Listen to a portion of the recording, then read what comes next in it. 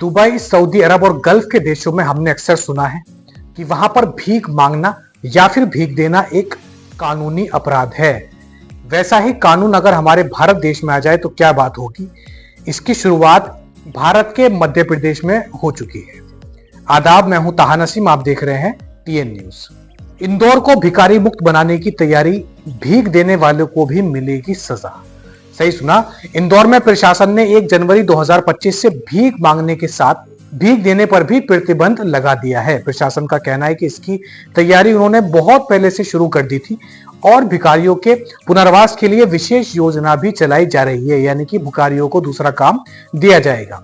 यही नहीं, भीख मांगने वाले किसी व्यक्ति की सूचना देने पर इनाम देने की भी घोषणा जो है सरकार ने की है मध्य प्रदेश के अंदर।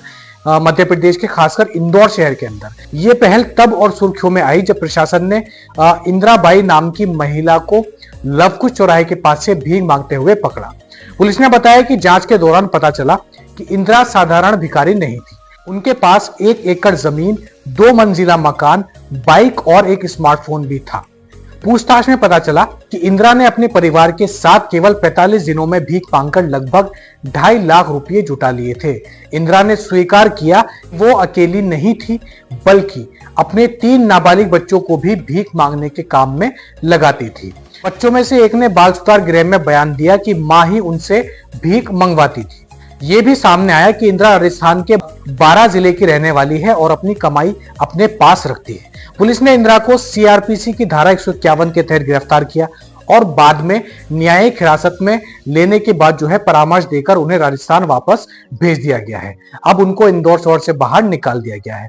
मजीद जानकारी ये आ रही है कि इंदिरा का जो मामला था ये अकेला नहीं है ऐसा मध्य प्रदेश के अंदर या किसी भी स्टेट के अंदर। हाल के महीनों में प्रशासन ने ऐसे कई भिखारियों को पकड़ा जो रोजाना हजारों रुपये कमा रहे थे।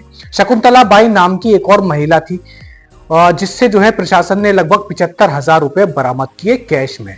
पहले उन्हें उज्जैन स्थित सोवाधाम आश्रम में रखा गया, लेकिन जब उन्होंने शपथ ली है कि वो दोबारा भीख नहीं मांगेंगी, इस बात पर उनको रिहा किया गया।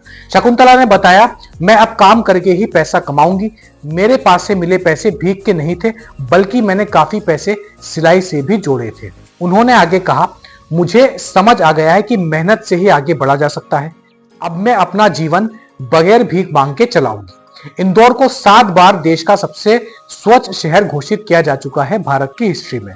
प्रशासन का दावा है कि अब ये भिखारी मुक्त बनने की ओर कदम बढ़ा रहा है, क्योंकि प्रमुख चौराहों और मंदिरों के पास भिखारियों की भीड़ जो वहां पे टूरिस्ट आते हैं उनके सामने शहर की जो छवि है उसको खराब करते हैं। यानी कि बाहर से जो फॉरेनर्स आते हैं उनके सामने अगर कोई भीख मांगता हुआ दिखता है तो इससे मध्य प्रदेश की छवि खराब होती है, किसी भी शहर की छवि खराब होती है। प्रशासन ने तय किया है कि इन भिखारियों को पुनर्वास कराकर उन्हें वैकल्पिक रोजगार से जोड़ा जाएगा। जिला कलेक्ट्रेट आशीष सिंह ने बताया कि इस अभियान के तहत अब भीख मांगना और देना दोनों ही अपराध है। ध्यान देने वाली बात है, भीख देना भी एक जुर्म है मध्य प्रदेश के इंदौर शहर के अंदर। उन्होंने बताया किसी सार्वजनिक स्थान पर भिखारियों को देखने या उनकी सूचना देने वाले को 1,000 रुपये इनाम दिया जा रहा है। इसके अलावा उन्होंने ये भी बताया ये आदेश नागरिक संहिता 2023 की धारा 163 के तहत जारी किया गया है। इसके साथ ही धारा 144 के तहत कार्यवाही करने के लिए दलों का गठन भी किया गया है। तो बकायदा मध्य प्रदेश के अंदर इंदौर भारत का पहला ऐसा शहर बनने जा रहा है जहां पर भीख देना या फिर मांगना दोनों ही एक अपराध माना जाएगा। ऐसा अक्सर वेस्टर्न कंट्रीज में और गल्फ कंट्रीज में देखा जाता है।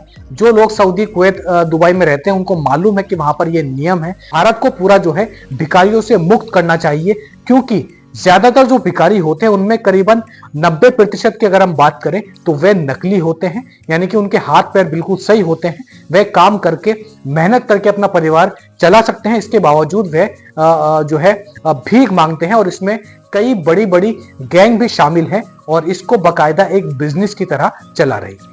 इस पूरे खबर के ऊपर आपकी क्या राय है वह आप हमें कमेंट बॉक्स में लिखकर जरूर बताएं। आज के लिए इतना ही, मैं आपसे विदा लेता हूं। कल आपसे फिर मुलाकात होगी मजीद खबरों के साथ। तब तक अपना और अपने घर वालों का ख्याल रखें, सुरक्षित रहें, चैनल को सब्सक्राइब करना ना भूलें।